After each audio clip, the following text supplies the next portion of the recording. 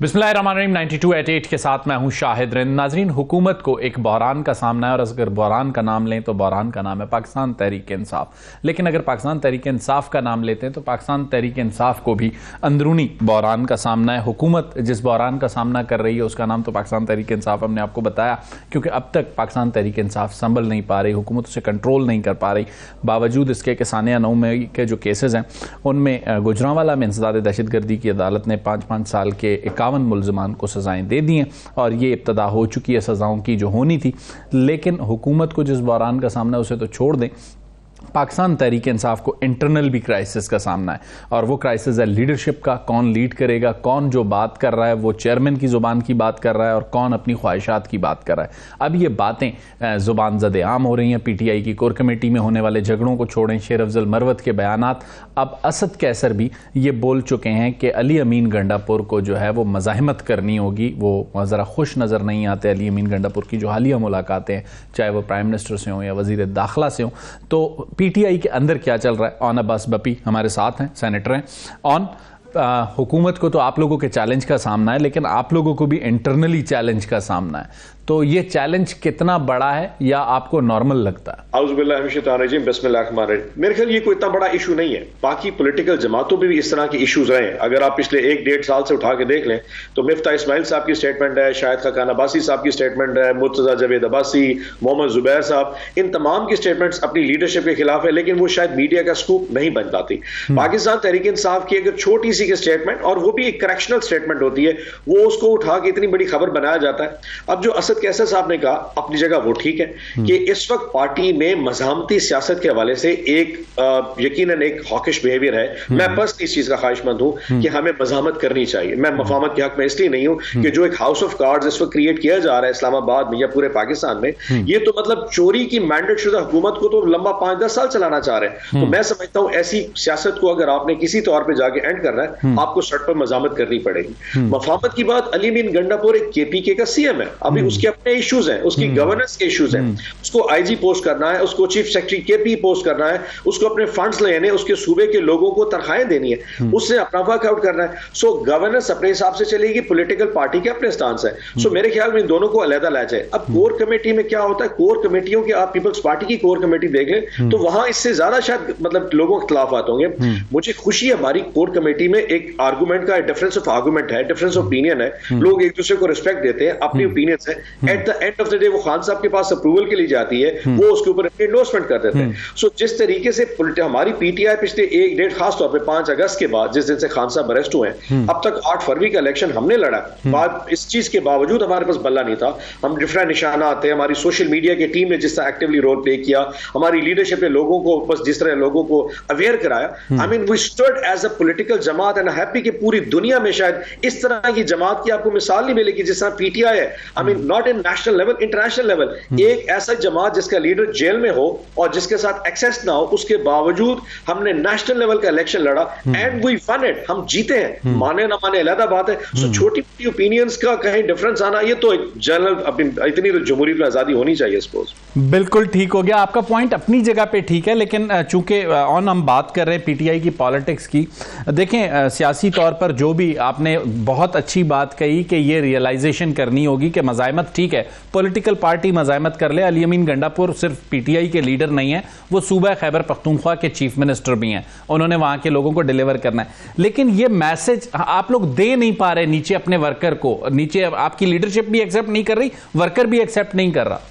We made few mistakes, हमें मानना चाहिए, हमसे कुछ गलतियां हुई। 8 फरवरी के बाद जिस वक्त रात को मैंडेट चोरी हो रहा था, उस वक्त आवाज को बुलंद ना करना, लोगों को, दुनिया को ना बावर कराना कि रात को चोरी है, ये वो 24-36 घंटे का स्पेस देना, अल्टीमेटली थोड़ा सा टाइम जरूर लग रहा है हमें अपने आप पर पांव पे खड़ा होने। इस दौरान असेंबली का इजलास आ गया।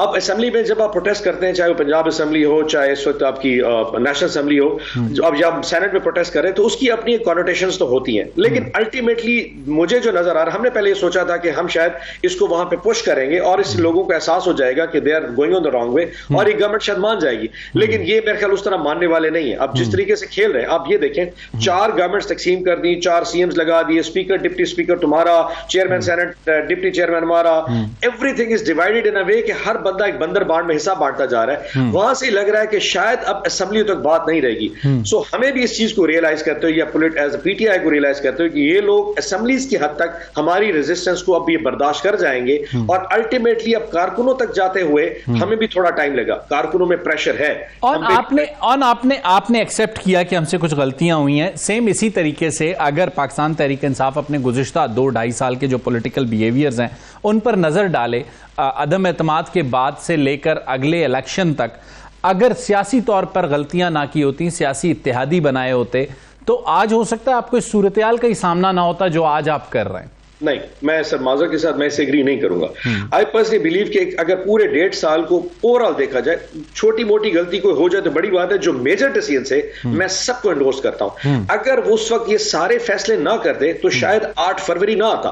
8 फरवरी की शाम को पाकिस्तान में जो सॉफ्ट रेवोल्यूशन आया था, जो इनकलाब आया था, वो उन्हीं फैसलों की वजह से आया था जो कि खान साहब ने किए। लोग कहते हैं जी असेंबली से इस्तीफा, अगर असेंबली में बैठे रहते तो क्या हम भूखू घोड़े होते? हम उस वक्त शोर, आज भी तो शोर मचा रहे हैं ना हम। ये 29 फरवरी से असेंबली चली है, आज 29-30 मार्च हो चुकी है। एक महीने में हमने बड़ा शोर मचाया सेनेट में, एक महीने पंजाब असेंबली में शोर मचाया, नेशनल असेंबली, क्या फर्क पड़ गया? 1.5 साल और शोर मचा लेते। देखिए पाकिस्तान की आवाम को जो मैसेज हमने दिया था कि हम इस सिस्टम का पार्ट नहीं बनेंगे। अगर आप सिस्टम का पार्ट बैठ के वहां सिर्फ नारे बुलंद करते, यकीन करें ये सिस्टम आपको खा जाएगा। ये इतना जालिम सिस्टम है, ये जमहूरियत के नाम पे, ये आइन के नाम पे लोगों को कैनिबलिज्म का शिकार कर देता है। अभी भी देख लें, अभी अगर आप समझते हैं ना कि हम असेंबली का पार्ट बैठ रहे हैं और वहां पे बड़ी धुआंधार तकरीरें करें, इनके बालों पे जो भी नहीं दिखेगी, nothing at all, because you no ये हवस से भरे लोग हैं। इनको ताकत चाहिए, इनको पैसा चाहिए, इनका रोजगार इससे है। मेरी मिनिस्ट्री, मेरी स्पीकरशिप, मेरा एमपीए, स्टैंडिंग कमेटीज, हम इनको ये नहीं खेलने दे सकते। एट द एंड हमें फिर आवाम के पास सड़कों पे जाना पड़ेगा। अगर आप मेरे इस फैसले को कह दें कि जी गलत फैसला है, आपको असेंबली में शोर मचाना चाहिए, but this will not affect them. So इस फैसले, उन फैसले को मैं 100% दोस्त करता हूं। अगर वो फैसले ना होते तो यकीन जानिए 8 फरवरी को तहरीक इंसाफ जमात ही ना बन पाती। हम जमात बने ही 8 फरवरी की शाम को है, और सिर्फ उन्हीं फैसलों की वजह से आज हम इतने ताकतवर हैं कि आज अवाम की ताकत हमारे साथ है। So I think we are the most strongest party in Pakistan right now. और आपने कहा कि हमें स्ट्रीट्स पर जाना होगा। पीटीआई के अंदर चूंकि इस वक्त जब इस्लामाबाद हाईकोर्ट के 6 जजेस का खत आया, तो पीटीआई के बहुत से सियासी रहनुमाओं या सियासी कारकुनों जो आपकी खासकर जिसे कहते हैं, उनकी ये एक डिमांड थी कि इतने सारे वकला को जब एडजस्ट किया गया, उन्हें टिकट्स दिए गए, उन्हें एमएनए एमपीए बनाया गया, this is the right movement कि वो एक जुडिशियल मूवमेंट स्टार्ट करें और साथ में आप लोगों की मूवमेंट हो। उस पर आपके कारकुनों की राय है कि वकला ने ओहदे तो ले लिए लेकिन डिलीवर नहीं करना चाहते। अच्छा, वैसे थोड़ा सा ना नंबर्स लोगों के पास नहीं होते। अवाम की राय अपनी जगह, वर्करों की राय अपनी जगह पे। मेजॉरिटी हमारे सिर्फ 5 के करीब टोटल वकला हैं जो मेंबर नेशनल असेंबली मुंतखब होंगे, इससे ज्यादा नहीं है। सो इतनी बड़ी कोई तादाद नहीं है जिसको पिक्चर को इतना बड़ा दिखाया जा रहा है। Having said that, I truly believe कि हमारी ILF बहुत बड़ी है, हमारी वकला की तंजीमें बहुत स्ट्रॉन्ग है। हम लाहौर हाईकोर्ट बार का इलेक्शन भी जीते, पेशावर हाईकोर्ट बार भी हमारे पास है, इस्लामाबाद की जो बार सुप्रीम कोर्ट है वो भी हमारे पास। So having said that, yes वकला का एक मूवमेंट चलनी चाहिए, और उसकी वजह ये नहीं है कि तहरीक इंसाफ, उसकी वजह वो 6 जजेस का खत है। देखिए, जिस पाकिस्तान में, जिस मुल्क में, रियासत में हाई कोर्ट का जज अपने आप को महफूज ना समझे, अपने आप को सिस्टम से एग्जॉस्ट होता पाए, प्रेशराइज होता पाए, उसके वॉशरूम में बग्स और कैमरे लगे हों, वहां पे अगर ये वकला पाकिस्तान तहरीक इंसाफ के वकला हो या वो पीपल्स पार्टी के वकला, उनको तहरीक तो चलानी पड़ेगी। अगर एक जज कहे कि मैं ये फैसले इसलिए गलत कर रहा हूं क्योंकि मुझ पे प्रेशर है, तो जिस शख्स को फांसी दी जाएगी कत्ल के मुकदमे, वो भी एहतजाज करेगा।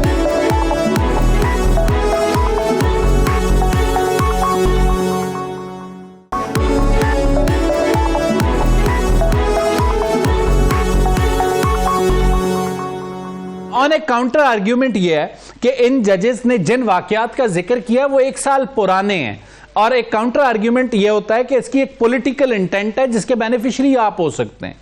अगर भुट्टो साहब का जो फैसला है जो कि फाइजीसा साहब ने उठाया 40 साल बाद, और उसमें कहा कि वो एक जुडिशियल मर्डर था या जो भी कैसे थे, तो अगर आपकी कॉन्शियस को उठते 40 साल लगे इस सदरिया को, तो 1 साल बाद अगर हाई कोर्ट का जज ये कह दे कि पिछले 1 साल में जो मेरे साथ हुआ है, और आज मैं समझता हूं it is the right time to stand up along with the 6 other judges और 6 जजेस के साथ मैं ये फैसला करता हूं कि मैं ये प्रेशर बर्दाश्त नहीं कर दूंगा, तो हमें उसको अप्रिशिएट करना चाहिए बजाय टाइमिंग पे कि तुमने 1 साल पहले क्यों नहीं बोला था। 1 साल पहले क्या हालात थे? 1 साल पहले जो हालात थे पाकिस्तान में, मैं सांस नहीं ले पा रहा था, मेरे जैसे हजारों लोगों को कहां उठा के आपको अंदाजा भी नहीं है। तो 1 साल पहले पाकिस्तान में जिस किस्म की आजादी थी, आप टॉक शो पे मैं इमरान खान का नाम ले रहा हूं, आप बीप नहीं कर रहे, मैं इमरान खान दोबारा कह रहा हूं, आप बीप नहीं करेंगे। आज से 1 साल पहले इमरान खान का नाम लेना बंद हो चुका था। सो आज जो जजेस उठ रहे हैं, उस तरह बहुत सारे कारकुन भी उठ रहे हैं, लीडरशिप। मैंने सेनेट में आज से 1-1.5 महीना पहले स्पीच की थी, मैं आज से 6 महीने 4 महीने पहले नहीं कर पाया था। So there is always a time for it, there is always, आपको स्ट्रेंथ आते बात करने में चीजों में टाइम लगता है। So let's appreciate it. Liaquat Chattha को उठा के आपने बहुत अहम नुक्ता ये उठाया, भुट्टो साहब के रेफरेंस का आपने जिक्र दिया। भुट्टो साहब का रेफरेंस सदर आसिफ अली जरदारी ने भेजा, सुप्रीम कोर्ट ने उस रेफरेंस को एक्सेप्ट किया, उसका जो भी नतीजा था वो सामने ले आई। इस वक्त 6 जजेस का मामला है, 6 जजेस ने खत लिखा चीफ जस्टिस ऑफ पाकिस्तान को। चीफ जस्टिस ऑफ पाकिस्तान ने पहले फुल कोर्ट से मुलाकात की, फिर प्राइम मिनिस्टर से मुलाकात की और दोबारा फुल कोर्ट को यह बताया कि, और अक्सरियत ने फुल कोर्ट की इसको एक्सेप्ट किया कि एक कमीशन बनाया जाएगा और सीनियर जज जो है, जो उनके होंगे, उनके मातहत बनाया जाएगा और इस मामले को प्रॉप किया जाएगा। अब जिस जज की तकर्री हुई है, जस्टिस तसद्दुक जुलानी, वो एक जिसे कहते हैं अच्छी रेपुटेशन रखते हैं, यहां तक कि इतनी अच्छी रेपुटेशन रखते हैं कि आप लोगों ने उसे निगरान वजीर आजम के लिए उन्हें नामजद किया। तो जरा थोड़ा सा अगर रुक जाएं और टाइम दे दें कि कमीशन अपनी फाइंडिंग्स दे दे, उसके बाद तहरीकों की बात हो जाए।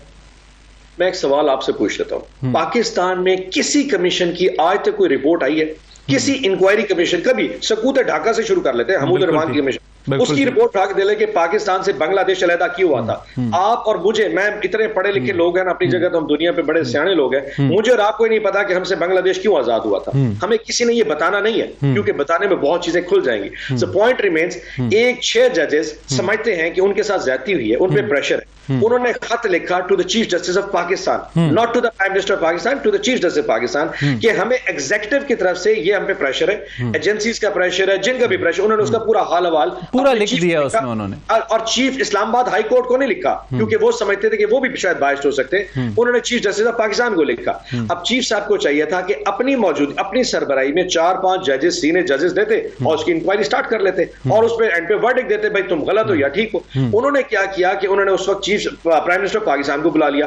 अब इल्जाम भी उसी शख्स पे कि जिसके नीचे वो इदारे हैं, उसी शख्स को बुला के पूछ रहे हैं, भाई ये जजेस तुम पे इल्जाम लगा रहे हैं, क्या कर रहे हैं? उसने कहा इस तरह करता हूं, मैं इसकी इंक्वायरी खुद कर देता हूं, मैं इसके टीओआर बनाऊंगा, मैं एसओपी बनाऊंगा, मैं इसका रिटायर्ड जज लगाऊंगा और वो फैसला दे देगा। लेकिन टीओआर से सुप्रीम कोर्ट को आगाह करेगी एग्जीक्यूटिव। मैं एक बात बताऊं, एग्जीक्यूटिव ने क्या आगाह करना है? वो जो लेके पाकिस्तान में ये टोपी फेरना दुनिया में सबसे आसान है। आप एक पटवारी के पास चले जाना कि मैंने जमीन बेचनी है, वो 10,000 आपको लीजिए बता देगा कि तुम जमीन अपनी नहीं बेच सकते। पाकिस्तान में हर वो शख्स जो अपने जमीन की आवाज पे खड़ा हुआ है, उसको इस निजाम ने ऐसा घुमाया कि आखिर में वो माफी मांगने पे आ गया कि मैं दोबारा खड़ा नहीं हूंगा, बल्कि मिसाल बना दी कि खबरदार तुम में से दोबारा को खड़ा हुआ। पाकिस्तान में 6 जजेस के साथ अगर आपने ये जुल्म कर दिया, ये 6 जजेस क्या पाकिस्तान में कभी कोई जज नहीं खड़ा हो सकेगा, कभी कोई फेडरल सेक्रेटरी नहीं सकेगा, कभी कोई मिनिस्टर नहीं खड़ा हो सकेगा, क्योंकि निजाम इतना सख्त है कि जजेस की अगर माफी नहीं है तो फिर मेरी माफी भी नहीं हो सकती। बिल्कुल दुनिया देख रही है। अब अगला नुक्ता चूंकि आपने कहा कि सारी चीजें, जमात इस्लामी के मामले पे भी बैरिस्टर गौर साहब ने जैसे कहते हैं बयान दिया कि जमात इस्लामी जोर बर्दाश्त नहीं कर सकी। लियाकत बलोच साहब ने जब पूरी जैसे कहते हैं टाइमलाइन के साथ वजाहत दी, तो अब दोबारा असद कैसर साहब जमात इस्लामी को जैसे कहते हैं मनाने की कोशिश कर रहे हैं। तो अब जमात इस्लामी के साथ रिलेशन रिस्टोर हो चुके हैं, क्योंकि 2013 में आपकी तादी रही है केपीके में, तो रिस्टोर हो चुके हैं या अभी तक डिस्कनेक्ट है? बिल्कुल नहीं है जी, बस 2013 का जो तजर्बा था वही काफी था हमारा उनके साथ। तो 2024 में अभी उनके साथ जैसे बैरिस्टर गौहर ने कहा, उनके साथ मुलाकात की कोशिश भी की कि मामला भी तय किए गए, बट उनकी तरफ से जीरो टॉलरेंस थी मेरे ख्याल में। एंड आई एम श्योर कि जमात इस्लामी को भी सोचना चाहिए कि जिस किस्म की सियासत वो कर रही है वो पाकिस्तान में कामयाब नहीं है किसी भी हवाले से, ना लिबरल हवाले से, ना वो रिलीजियस हवाले से कामयाब पोलिटिकल जमात नहीं है। सो हमारे उनके किसी किस्म की कोई मामला नहीं। असद कैसर साहब ने अपनी जाती राय में एक स्टेटमेंट जरूर दी है, लेकिन जो बैरिस्टर गौहर ने स्टेटमेंट दी वो इज ट्रू। हमारे ना उनके साथ मामला तय हुए थे, ना होंगे, ना हमें कल को मज़ामत की सियासत में फ्यूचर में जाने के लिए शायद मतलब उनको कहना पड़े। वो अगर समझते हैं कि हमारा नैरेटिव ठीक है, हम सच्चे हैं, हक पे खड़े, तो बेसिक हमें सपोर्ट करें। लेकिन हमारी कम अज कम ये मूवमेंट नहीं है कि जी अगर जमात इस्लामी ओके करेगी तो हम सड़कों पे निकलेंगे, ऐसी कोई जरूरत नहीं। हमारे पास बहुत बड़ी स्ट्रीट पावर है, हमारे पास अवाम की ताकत मौजूद है। सो अगर वो समझते हैं कि उनके साथ ज्यादती हुई, they can come and join with us, but इस पॉइंट के ऊपर हमारी किसी किस्म के मामला जमात इस्लामी से तय ना हो रहे हैं, ना ऐसी कोई पार्टी में कोई डिस्कशन हो रही है। जी अच्छा, स्ट्रीट पॉलिटिक्स की आप बात करें, चूंकि आप कह रहे हैं कि आपके साथ धांधली हुई है, मौलाना साहब भी कह रहे हैं उनके साथ धांधली हुई है। अब उनके साथ अगर धांधली हुई है तो फिर वो केपीके में होती है, लेकिन अपोजिशन इस वक्त मौलाना साहब आपके साथ हैं, कौमी असम्बली में महमूद खान अचकजई साहब आपके साथ हैं, सरदार अख्तर मेंगल साहब आपके साथ हैं। तो स्ट्रीट पर जाने से पहले पाकिस्तान तहरीक इंसाफ अपोजिशन की दीगर जमातों को एतमाद में लेगी या फिर सोलो फ्लाइट करेगी?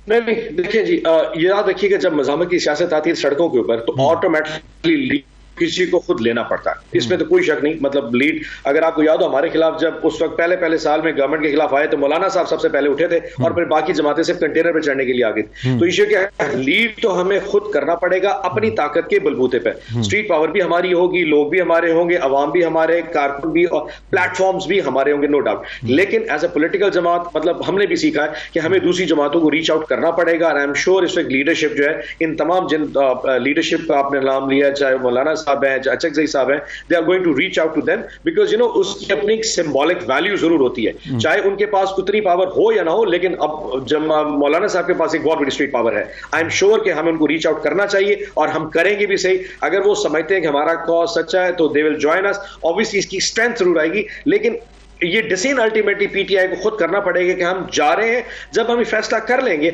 उस वक्त सबको रीच आउट करें, कहेंगे जी come and join with us. और अगर मौलाना साहब और बाकी तमाम लीडरशिप मिल गई, यकीन जानिए इस हुकूमत के लिए ठहरना मुश्किल हो जाएगा। आप अपनी कॉन्शियस से सोचें, जिस तरीके से ये बंदर बाढ़ पूरे पाकिस्तान की कर दी है, इस तरह तो कच्चे के डाकू माले मसूका नहीं बांटते जिस तरीके उन्होंने पाकिस्तान में। आपने एक जुमला कहा कि हमने भी सीखा है कि सियासी जमातों को रीच आउट करना चाहिए। अगर किसी स्टेज पे for the sake of country, रियासत के लिए, चार्टर ऑफ इकोनॉमी के लिए इसी हुकूमत के साथ अपोजिशन को बैठना पड़ता है, मौलाना साहब तैयार हो जाते हैं, महमूद खान साहब तैयार हो जाते हैं, तो क्या पाकिस्तान तहरीक इंसाफ तैयार होगी कि चार्टर ऑफ इकोनॉमी अगर रियासत को बचाने के लिए जरूरी है तो अपोजिशन के तौर पर बैठे? सर बिल्कुल बैठेंगे चार्टर ऑफ इकोनॉमी में, सिर्फ एक सिंगल पॉइंट एजेंडे के साथ कि वहां पे फिर इमरान खान साहब बैठेंगे उन सामने। मैं नहीं बैठूंगा, बैरिस्टर गौहर नहीं बैठेगा, उमर यूब साहब नहीं बैठेंगे, असद कैसर नहीं बैठेंगे, वहां पे फिर इमरान खान बैठेंगे और फिर चार्टर इकोनॉमी बात करेंगे।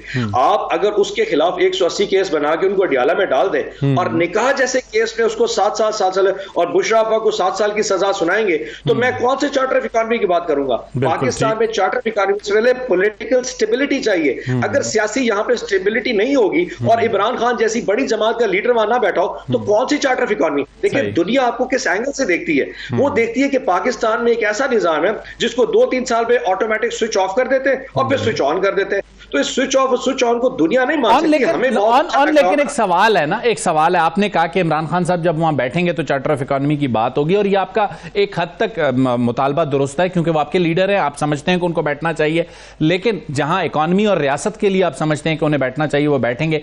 बालाकोट की स्ट्राइक के बाद जब कमेटी की मीटिंग बुलाई गई जिसमें हुकूमत अपोजिशन सबको बुलाया गया, आपके लीडर प्राइम मिनिस्टर थे, उन्होंने बैठने से इनकार कर दिया। तो इस बार क्या ओन अब्बास और असद कैसर और बैरिस्टर गौर उन्हें मना पाएंगे कि उसी अपोजिशन के साथ, गवर्नमेंट के साथ, शहबाज शरीफ और आसिफ अली जरदारी के साथ बैठ के चार्टर ऑफ इकोनॉमी की बात करें?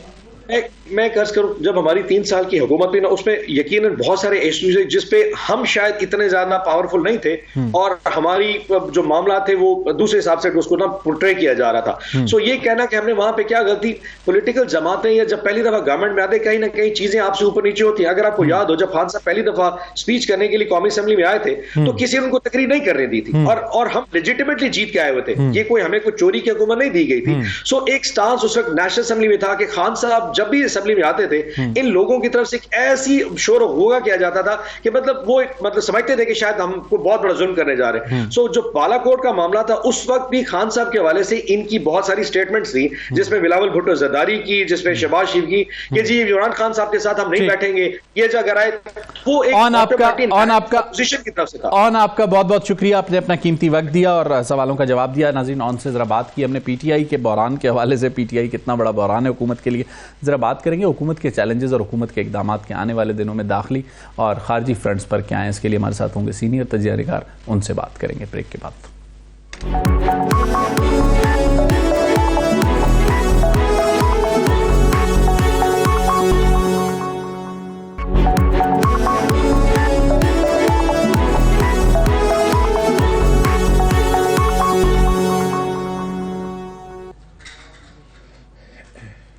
वेलकम बैक नाजरीन, जरा बात करेंगे सियासी सूरत-ए-हाल की और सियासी सूरत-ए-हाल के साथ साथ हुकूमत की इंतजामी सूरत-ए-हाल की, और सीनियर सहाफ़ी और तजिया निगार इस पर क्या राय रखते हैं। ज़रा आज के दिन कोशिश करेंगे कि ये सवाल उनके सामने रखें। हमारे साथ होंगे सीनियर सहाफ़ी और तजिया निगार हसन अयूब साहब, सीनियर सहाफ़ी और तजिया निगार पीजे मीर साहब और editor the news Aamir Gauri साहब, सीनियर सहाफ़ी और तजिया निगार हसन अयूब के पास चाहूँगा कि पहले जाऊँ। ज़रा हसन मेरी तरह जैसे कहते हैं वो ज़रा जूनियर हैं, तो दोनों सीनियर्स को पहले बाद में मौका दूंगा कि वो हसन की या मेरी बातों पे अपनी राय दें।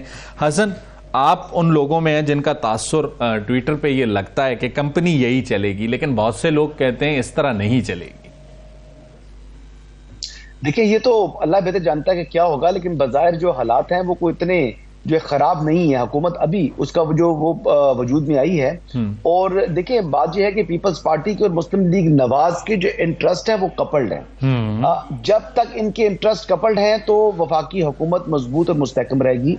और रहा सवाल पंजाब का, तो पंजाब के अंदर तो जो मुस्लिम लीग नवाज की हुकूमत है वो तो सिंगल मेजोरिटी पार्टी बन चुकी है, तो अब तो उनको कोई जरूरत नहीं है पीपल्स पार्टी की भी वहां पर। लेकिन इनका आपस में एक रिलेशनशिप है, रिलेशनशिप रहना भी चाहिए। और आप ये भी देख लें कि बलूचिस्तान के अंदर भी जज्बा खैर जगाली के तौर के ऊपर अक्सरियत होने के बावजूद पीपल्स पार्टी को वजारत आला पंजाब दे दी गई है। तो यानी ये चीज Hasan, let me correct you, Peoples Party के पास अक्सरियत थी बलूचिस्तान में? नहीं, इस वक्त आज के दिन किसकी अक्सरियत है? अच्छा, आज के दिन वो एक ज़मीनी सीट, एक सीट का मेरा ख्याल है रिजल्ट चेंज होने की वजह से सूरत-ए-हाल तब्दील जी वो हो गया ना।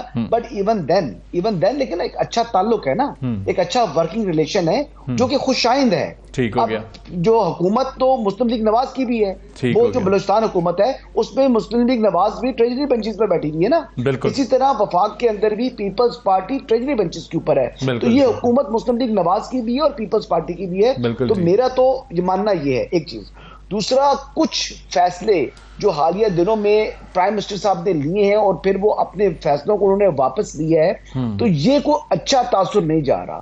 ये वो फैसले हैं जिनको डिफेंड वो प्राइम मिनिस्टर ने खुद नहीं किया, उनको वापस ले लिया है। तो इसका मतलब ये है कि वो फैसले गलत थे। अगर आप हवाला दे रहे हैं, आप इरसा के फैसले का हवाला दे रहे हैं? मैं इरसा के फैसले का हवाला दे रहा हूं, मैं ईसीसी का हवाला दे रहा हूं, मैं अब जो ईसीएल कमेटी थी जो कैबिनेट की उस हवाले से। तो ये तमाम फैसले प्राइम मिनिस्टर ले रहे हैं और फिर वापस ले रहे हैं। यानी उन्होंने वजीरे दाखिला को शामिल नहीं किया था ना। फिर तो आपके ख्याल में हसन, आपके ख्याल में काउंसिल ऑफ कॉमन इंटरेस्ट वाला फैसला भी वापस होगा? क्योंकि एक तासुर ये उभरा है कि काउंसिल ऑफ कॉमन इंटरेस्ट में जो रेशो है उसमें 4 लोगों का ताल्लुक एक ही सूबे पंजाब से। नहीं, इसहाक डार साहब का ताल्लुक जो है वो वफाक से हो गया ना, इस्लामाबाद से हो गया ना। वो वफाक की नुमाइंदगी करेंगे क्योंकि वो अब सेनेट का इलेक्शन वफाक से लड़ रहे हैं। लेकिन इसहाक डार साहब की उसमें शमूलियत का मतलब ये नहीं है कि इसहाक डार साहब को बतौर साबिक वज़ीर खजाना लेकर आया गया। उनको लाया इसलिए गया है कि वो नेगोशिएशंस कर सकते हैं। वो जो पीटीआई, पीपल्स पार्टी, दीगर जमातों के साथ उनकी अच्छी जो है वो कम्युनिकेशन जो है रही है माजी में भी। चलें हसन, 1 मिनट के लिए आपको यहाँ रोकता हूँ। पीजे, हसन अयूब को लगता है कि मफादात क्लब हैं पीपल्स पार्टी और पीएमएलएन के और कंपनी यही चलेगी। देखिए, पीपल्स पार्टी और मुस्लिम लीग नून कभी भी एक पेज पे नहीं आ सकते। ये गवर्नमेंट है डैगर्स ड्रॉन, और इस वक्त सब वेट कर रहे हैं कि कौन कब जाएगा, कौन हिलेगा, तो मैं अंदर कैसे आऊं। आपने इनको कोलिशन में भी देख लिया था कि इनकी गवर्नमेंट नहीं चल सकी। ऑपोजिशन में ये इकट्ठे हुए बिकॉज ऑफ इमरान खान, ये जो पीडीएम के अंदर, और Peoples Party still didn't come into the PDM. तो इस चीज को आप गेज करो कि लॉन्ग टर्म आपने देखना क्या करना है। ये काउंसिल ऑफ कॉमन इंटरेस्ट की बात करें, कॉमन इंटरेस्ट तो यही है, इस वक्त डोंट डू एनीथिंग। अगर करना होता आप अभी कुछ डिलीवर कर देते। Country is in ICU right now, और हम 1.22 के सहारे से इस मुल्क को चला रहे हैं। We can't do it like that. आपको इमीडिएट एक्शन लेना है। ठीक है, आपने फौरन इसको बना दिया है औरंगजेब साहब को एज फाइनेंस मिनिस्टर। आपने नया kid in a hot boiling water आपने डाल दिया है। What was wrong with Ishaq Dar? Criticism आप बड़ी करते हैं इसहाक डार के ऊपर, और भाई कैसा भी है, he has got experience you know for the number of years to run the finance ministry. अब आपने उनको डाल दिया फॉरेन साइड के ऊपर। What experience does he have in there? So this is all hot potch. और मेरे ख्याल के अंदर ये आपको एक मुफाहमत अगर आपने करनी है पीटीआई के साथ आप करें। अगर आप नहीं करेंगे, you have the strongest, one of the strongest opposition in the country right now, वो आपको चलने नहीं देंगे। फिर आगे क्या होगा? देखो जी, इन्होंने हमें तंग किया, हम चलने नहीं दिए, वो जिनशीद सिंह का आप पुराना एक एग्जाम्पल आ जाएगा, एंड इस तरह की चीजें। मोहसिन नकवी साहब की सिचुएशन को आप क्या देखते हैं? सही प्लेसमेंट है शहबाज शरीफ साहब की? देखें, जो 18th अमेंडमेंट के बाद जो होम मिनिस्टर है उसकी इंपॉर्टेंस वो नहीं है जो हम उसको देते हैं। ठीक है ना, इस वजह से कि अगर law and order provincial subject तो फिर तो उसके साथ कोऑर्डिनेशन रह जाएगी। ठीक है ना। दूसरी तरफ से ये है कि अगर फर्ज किया, I don't actually want to discuss personalities at this stage, लेकिन मैं बताऊं, मुझे इस तरह लगता है कि इस हुकूमत का जो बड़ा चैलेंज है ना, वो अब सिस्टम के अंदर नहीं है। अब उस स्ट्रीट को जो है आप किस तरह प्लेकेट करेंगे जब आपकी इकोनॉमी नहीं चल रही होगी, जब आपको डर लगेगा कि जो सोशल मीडिया के ऊपर उठा हुआ है एक अजीबोगरीब तूफान, खुदा न करे उसमें तूफान की कोई एक आधी शक्ल सड़क पे आ जाती है, तो ये सारे लोग फेल हो जाएंगे। ठीक है ना। तो उस सूरत में इनको जो पॉलिटिकल अपनी एक्यूमन है वो दिखानी पड़ेगी। और मुझे अभी तक लगता है ये सारे के सारे इनके दिलों में, मुझे लगता है जब मैं इनके चेहरे देखता हूँ स्क्रीन के ऊपर, एक अनसर्टेनिटी, एक परेशानी लगती है। नहीं, उनको ये खुशी नहीं है कि ये हुकूमत के अंदर है, कि ये वजीर आजम है, ये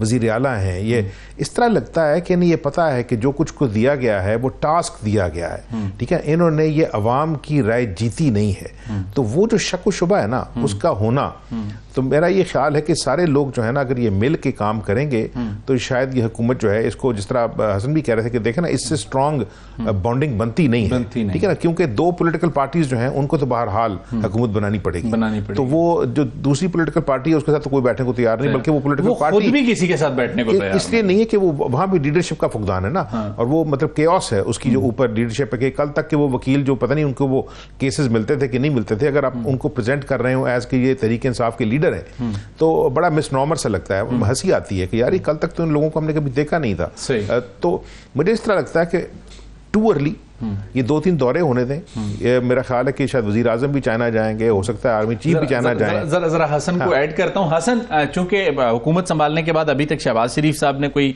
जैसे कहते हैं, गैर मुल्की दौरा प्लान नहीं किया। बहुत सी बातें चल रही हैं। कुछ लोगों का ख्याल है कि पहले उमरा करने जाएंगे, कुछ लोगों का ख्याल है कि नहीं पहले बीजिंग जाएंगे। और अब ये पहले बीजिंग जाते हैं या पहले उमरा पे जाते हैं? आपके पास क्या इत्तलात हैं? एहसन इकबाल साहब कह रहे हैं कि वो पहले खुद चाइना जाएंगे, फिर उसके बाद प्राइम मिनिस्टर जाएंगे। नई चीजें कोई हेस्ट में नहीं होंगी। उमरा तो जारी बात है, उनका वैसे रमजान में हमेशा वो जाते होते हैं, उनकी फैमिली, शरीफ फैमिली जाती है। आई डोंट नो, रमजान मुबारक का आखिरी अशरा तो आ ही गया है। तो अभी जाना अगर उनका है तो मतलब पहले तो बज़ाहिर तो बनता, अगर उन्होंने जाना ही है सऊदी अरब तो उमरे पर ही जाए। मैं तो मशवरा यही दूंगा। बाकी क्योंकि रमजान की जो जितनी बरकतें और रहमतें हैं वो समेटें। तो मियां नवाज शरीफ साहब के बारे में भी हसन सऊदी अरब मियां साहब के बारे में भी अफवाहें थी कि वो पहले उमरा पे जाएंगे और फिर लंदन जाएंगे, लेकिन आपने ट्वीट किया कि वो उमरा पे भी नहीं जा रहे और लंदन भी नहीं जा रहे। हाँ जी, वो नहीं जा रहे। पहले उमरे पर जाने का उनका यकीनी तौर पर प्लान था, आखिरी अशरा उनका जहन बन रहा था। लेकिन फिर जितनी वो गुफ्तगू और इधर की बातें शुरू हुई तो उन्होंने शायद वो प्लान भी कैंसिल कर दिया, या उनका शायद प्लान ही नहीं था उमरे पर जाने का। ये सऊदी अरब से बाहर जाने का उमरे के बारे में सोचा उन्होंने जरूर है, कुछ मशवरा जरूर किया था, उन्होंने बातचीत जरूर की थी। लेकिन दूसरी बात जो लंदन वाली थी वो बात दुरुस्त नहीं थी। अच्छा, दूसरी बात जो आप करें ना बीजिंग के साथ, देखिए ये सऊदिया और चाइना ये पाकिस्तान के बड़े अहम पार्टनर्स हैं, और हमारी इकोनॉमी भी और हमारा जो सर्वाइवल इनके ऊपर बड़ा जो है उसका निसार है। और तीसरा अमेरिका भी है। यानी अब हमने देखना है ये कि हमने जो हमसे ट्रेड करेंगे ना, वो चाइना के साथ हमारा ट्रेड होगा। एड हमें हमेशा अमेरिका से या यूरोप से हमें एड मिलती रही है, चाइना ने कभी भी एड नहीं दी, या फिर एड हमें सौदी अरब से कभी किसी न किसी तरीके से डेफर पेमेंट के ऊपर जो है वो $1 बिलियन जैसे नवाज शरीफ साहब को मिला था, क्या वो $1 बिलियन डेफर ऑफ पेमेंट के ऊपर जो है वो ऑयल ले सकता है पाकिस्तान? क्या शहबाज साहब को वो मिलेगा सऊदी अरब से? तो मेरे ख्याल से इन एवेन्यूज को वो परस्यू करें अगर, और वहां से कुछ कामयाबी हासिल होगी तो फिर इकोनॉमी के लिए भी खासा बेहतर होगा, और कुछ एक जो बॉटलनेक बना हुआ है इससे एक ब्रीथिंग स्पेस निकल सकेगी पाकिस्तान की इकोनॉमी के लिए। हसन, एक छोटी सी ब्रेक लेंगे नाज़रीन, ब्रेक के बाद आएंगे तो गौरी साहब के सामने ये सवाल रखूंगा कि खारजी फ्रंट पे कौन सा पहला दौरा शहबाज शरीफ साहब के लिए नेक शगुन होगा। एक छोटी सी ब्रेक के बाद।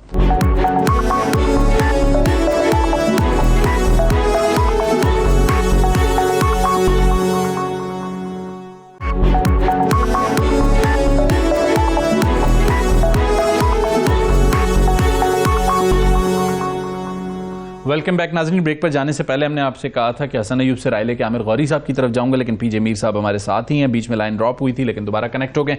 पीजे, आपके ख्याल में शहबाज शरीफ साहब के लिए अगर खारजी फ्रंट पे हम कहें, बैरूनी फ्रंट पे कौन सा मुल्क होगा जो उनके लिए पहला दौरा जिसे कहते हैं नेक शगुन साबित होगा? ऑप्शंस में जो हमारे पास चीज़ें नज़र आती हैं उसमें लाजमी सी बात है सऊदी अरब है, चाइना है और अमेरिका तो फिलहाल लिस्ट पे नहीं है, लेकिन लाजमी सी बात है अमेरिका के हमारे मामलात में बहुत लेन देन है। लेकिन फौरी दौरा अगर कहीं का हो सकता है तो बीजिंग और सऊदी अरब में पहली तरजीह आपको क्या लगता है क्या होगी शहबाज शरीफ साहब की? पीजे, इनको सऊदी अरेबिया जाना चाहिए और जाना होगा, क्योंकि आप हम बड़े कहते हैं चाइना दोस्त है, ऑलवेज अ फ्रेंड है, this and that and all, very good, लेकिन याद रखें फ्रेंडशिप कोई नहीं होती, इंटरेस्ट होते हैं। और आपने चाइना के रिलेशनशिप देख लिया, श्रीलंका के साथ क्या हुआ, अफ्रीकन स्टेट्स के अंदर क्या हुआ, तो डिफॉल्ट कर जाते हैं, दे टेक ओवर। तो ये एक उन्होंने, अगर आपको याद होगा 2 या 3 साल पहले एक बात निकली थी कि जी हम अपना येन जो है गवादर पर इस्तेमाल करेंगे, to which the government of Pakistan opposed. The question is कि आपने देखना है कि लॉन्ग टर्म बेनिफिट्स क्या है, what can you deliver back. आज लाहौर में जो चाइनीज हैं रो रहे हैं कि हमने 60 और 70 रुपए पे आपका अपना डॉलर इन्वेस्ट किया है, आज 300 रुपए पे आपका डॉलर चला गया, हमारी तो सारी इकोनॉमी जो है नीचे वो जिस तरह वो क्या कहते हैं वो मरम्मत साहब वो हो गई है। तो द क्वेश्चन इज अब हम इसको किस तरह ठीक करेंगे? आपने लगाने हैं 1122 और आईसीयू से बाहर निकालना है। आपके पास क्या है? आपके पास ऑल वेदर फ्रेंड्स जो है वो प्रोबेबली इस वक्त सऊदी अरेबिया है, चाइना बिल्कुल है, लेकिन रिमेंबर वन थिंग, वो अपने इंटरेस्ट को पहले देखते हैं, दे विल नॉट सी कि पाकिस्तान को आईसीयू से बाहर निकालना है। तो इस चीज के ऊपर आई थिंक नवाज शरीफ के अच्छे रिलेशन है, बाकी के भी अच्छे थे, इमरान के भी, इनके भी, उन्होंने बड़ी अच्छी पॉलिसी रखी है पाकिस्तान के साथ on helping out, because in the long run जिस तरह ट्रंप ने एक दफा। सही हसन, 6 जजों के जो खत का मामला है इस्लामाबाद हाई कोर्ट का, ये सिमटता हुआ नजर आ रहा है या फैलता हुआ नजर आ रहा है? नहीं ना, ये बेसिकली फैलेगा तो नहीं, ये सिमटेगा ही, और जिन लोगों ने खत लिखा है वो पछता रहे हैं। आप यकीन करें उनको वो बैकफुट पर आ चुके हैं, और ये जो खत लिखा गया है ये गलती का एहसास उनको हो चुका है, लेकिन अब ये गलती ऐसी है जो नाकाबिले तलाफी हो चुकी है। इसमें पूरी दुनिया के सामने आपने पाकिस्तान की जुडिशरी का और पाकिस्तान का मजाक बना दिया है। 3 जजेस वो जिनका कोई लेना देना नहीं था, किसी की कॉल नहीं थी, कोई प्रेशर नहीं था, कोई ऐसा हाई प्रोफाइल केस नहीं सुन रहे थे, उन्होंने भी बहती गंगा में हाथ धोते हुए अपना अलायंस शो करते हुए 3 जजेस के साथ जो है वो साइन कर दिए उस खत को। और ये इश्यूज 1 साल पुराने हैं यार, 1 साल पुराने हैं। और अभी देखिए कि मैं वेडनेसडे को इंशाल्लाह इस मुतल्लिक, क्योंकि मेरी कुछ मसरूफियत है कल और परसों, ये 2 दिन के बाद वेडनेसडे को एक स्टोरी तकरीबन मेरी काम उस पर हुआ है, वो स्टोरी मैं दूंगा, तो फिर आपको ये इसकी सारे इश्यूज की जो है ना असलियत भी सामने आ जाएगी। बड़ा अनफेयर हुआ है पाकिस्तान के साथ, जो जुडिशियल पॉलिटिक्स जो है। तो मतलब आपको लग रहा है कि जो आपको लग रहा है जो तहकीकाती कमीशन बना है उस कमीशन की रिपोर्ट में ये चीजें क्लेरिफाई हो जाएंगी? नहीं, अब देखना ये है कि उसकी जो TOR सामने आए ना, तो वो TORs में पता लगे कि जी क्या स्कोप है और वो क्या करना है। कमीशन बनना और उसके TORs उसके इख्तियारात का पता होना, फिर उसके बाद ही आप उसके ऊपर राय दे सकते हैं। बिल्कुल ठीक। लेकिन बजाय ये जो इतलात है, जो कि नीयत थी, गवर्नमेंट जो बता रही थी कि हमारी नीयत जो है ये मट्टी पाव नहीं है, हम इस मामले को कंक्लूड होता हुआ देखना चाह रहे हैं। बिल्कुल ठीक हो गया। पीजे, आप कैसे देखते हैं? हसन को लगता है कि खत लिखा गया और खत का जिसे कहते हैं वो अपने मंतकी अंजाम तक जाएगा, आपको ऐसा लगता है? या फिर पीजे एक और राय ये है कि जब ये खत का मामला आया तो एक सियासी जमात क्या पीटीआई की जानिब से एक तासुर दिया गया कि this is the ideal time for a judicial movement again in Pakistan. ये याद रखें आप कि जब भी कोई कवर्ट ऑपरेशन की कोई बात करता है उसके बाद आपको डिस इन्फॉर्मेशन ही मिलती है, आपको इंफॉर्मेशन नहीं मिलती। ये स्टैंडर्ड ऑपरेटिंग प्रोसीजर है ऑफ एनी इंटेलिजेंस एजेंसी। अब आप कहते हैं इसका नतीजा निकलेगा, कुछ भी नहीं निकलेगा। आप समझते हैं कि आप जाके प्रोब करेंगे और बेसिकली अपने जो इंटेलिजेंस एजेंसी है उसको आप जाके गंदा करेंगे। इनको चाहिए था जजेस को ये पहले, ये क्या एमनीशिया इनको हो गया था, ये पहले क्यों नहीं बोले? आज उससे बोल रहे हैं कि the country is already in a political crisis and as what Aamir has just now depicted, India के इलेक्शन शुरू हो रहे हैं, हमारे खिलाफ और प्रोपेगेंडा आएगा। और भाई अगर करना था, take to the Supreme Judicial Council and do it under wraps. Why do you need to put this out? क्या आपने लोगों को अपील करना है कि नहीं हमारे साथ ये हो गया, सिक्योरिटी ज्यादती होगी, इंटेलिजेंस एजेंसी ने ये कर दिया फलाना? Why couldn't you do it quietly? Why? Where was your national interest? We agree, अगर कोई चीज इस तरह की चीज हुई है, that can be discussed. But discussed in a discreet manner, not in the manner कि आप अपनी जो आप मैं समझता हूँ बहुत इंपॉर्टेंट पिलर है, आप इसको डिग्रेड कर रहे हो पूरी दुनिया के आगे कि देखो जी उन्होंने मैं ये कहा, वो ये कर रहे हैं, इंटरफेयर कर रहे हैं। That tantamount to, in my opinion, a breach of Pakistan security. इसके इनको नहीं करना चाहिए था। बिल्कुल अगर इसको अरेस्ट करना है करें जरूर, लेकिन करें इन कैमरा करें यार। क्यों आपने एक आम आदमी को बताना है जो जज है उसको ये करते आप क्या मोराल दे रहे हैं अपने जवानों का? क्या मोराल दे रहे हैं?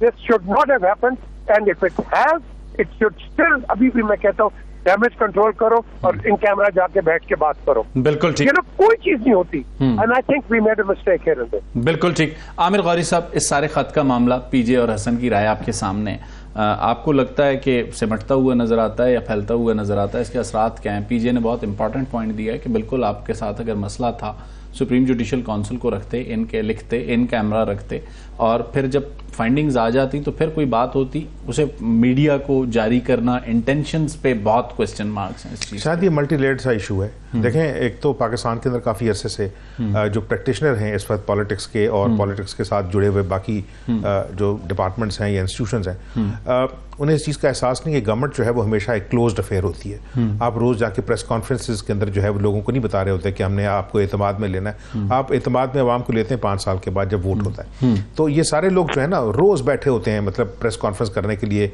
अवाम के सामने, एज इफ के अवाम जो है वो इंतजार कर रही है कि आज का, लेकिन ये माहौल चेंज होगा। Coming back to this issue, देखें गवर्नमेंट ने ऑलरेडी इस जो कमीशन है उसकी हैसियत को बिल्कुल क्लियरली बता दिया है। उन्होंने कहा कि हमें, मतलब we do not support this thing. Executive को इस्तेमाल करने की जो कोशिश है उसको उन्होंने कंडेम किया, ठीक है ना। तो इसका मतलब तस्दीक जिलानी सब क्या करेंगे? वो एक बुजुर्ग आदमी है, एज ए जज ही वाज अ स्टेलर जज। तो शायद ये बेहतर चांस था कि इस वक्त पीटीआई और पीएमएलएन और पीपल्स पार्टी, ये सारे लोग जो हैं इनके अंदर अब ये ओपन खुल के बात ना करें, चूंकि हुकूमत के अंदर है 2 पार्टियां, लेकिन वो ये समझते हैं इनका चैलेंज कहीं और है। तो उन्होंने सोचा होगा कि पिछले साल भी कि ये शायद आइडियल टाइम है कि ये जो पुश बैक आई है जैसे शौकत के केस के नतीजे में, तो अगर कोई हम थोड़ी सी स्पेस गेन कर सकते हैं तो ये मसले को सामने रखना जरूरी है इस वजह से। लेकिन गौरी साहब, एक तासुर ये भी तो है कि ये बिटवीन एग्जीक्यूटिव एंड जुडिशरी है लेकिन मैं आपको बताऊं, देखें अगर कहीं पे जजेस जो हैं वो ये कह रहे हों और ये कहा है, वो लोग इस प्लेंट का हिस्सा नहीं बने, इस शिकायत का हिस्सा नहीं बने, लेकिन मेरे से ज्यादा हसन अयूब को पता है कि जब वो ओपनली कह रहे हों कि ये जो हमें लिस्टें आती हैं, हमने फैसले इस लिस्टों के मुताबिक करने हैं या कानून के मुताबिक करने हैं, ठीक है ना। तो एक फीलिंग तो डेफिनेटली है। एक 30 सेकंड्स हसन, आपके ख्याल में जो गौरी साहब ने कहा सिचुएशन ऐसी थी या ऐसे नहीं थी पिछले साल? नहीं, पिछले साल इनका इशू जो है ये रिजॉल्व हुआ था। मिनिस्टर्स कॉलोनी के अंदर एक मीटिंग हुई थी, जिस महकमे के साथ इनकी ग्रीवेंस थे उनके एक आला अफसर आए थे, वहां मिले थे, वहां पर इन्हें सारे इश्यूज इनके रिजॉल्व हुए थे। अगर कुछ हुआ भी था तो फिर आगे से उसके बाद कोई ऐसा इंसिडेंट रिपोर्ट भी नहीं हुआ। और देखिए बात ये है कि उसके बाद आप खामोश रहे, और ये बेसिकली उन्होंने पुराने इशू को रिप्रोड्यूस करके खत लिखा है जी। कोई नया वाकया नहीं हुआ ये वाकया। और देखें, जजेस का काम खत लिखना नहीं है, जजेस का काम नोटिस जारी करना है, सजा देना है। आप प्राइम मिनिस्टर को तलब करते हैं, आप डीजी रेंजर्स को तलब करते हैं, तो जिस बंदे के हवाले से ग्रीवेंस की आप बात कर रहे हैं वो तो उनसे बहुत मातहत बड़ा कमजोर है उनके मुकाबले में। यानी अब ये कह दें, चलें ठीक, 30 सेकंड्स गौरी साहब, इसके बाद मैंने क्लोज करना। देखिए हमारे यहाँ जो पॉलिटिक्स की जो ट्रेडिशन है और जो इंटरप्ले है डिफरेंट डिपार्टमेंट्स का, उसमें हम इस तरह लगता है कि एज ए कौम थोड़े डर जाते हैं कि यार ये ना हो जाए, वो ना हो जाए। लेकिन जो बड़े फैसले हैं ना, उनके लिए कहीं ना कहीं इस तरह की जो है ना वो हरकतें वो करनी जरूरी होती हैं। चलें, बहुत सारे असूल जो हैं वो सेटल होते तय हो जाते हैं। नाज़रीन, आमिर गौरी साहब आपका, हसन अयूब साहब आपका, पीजे मीर आपका बहुत बहुत शुक्रिया। नाज़रीन, अगले प्रोग्राम तक मुझे शाहिद रिंद को इजाजत दीजिए। अल्लाह हाफ़िज़।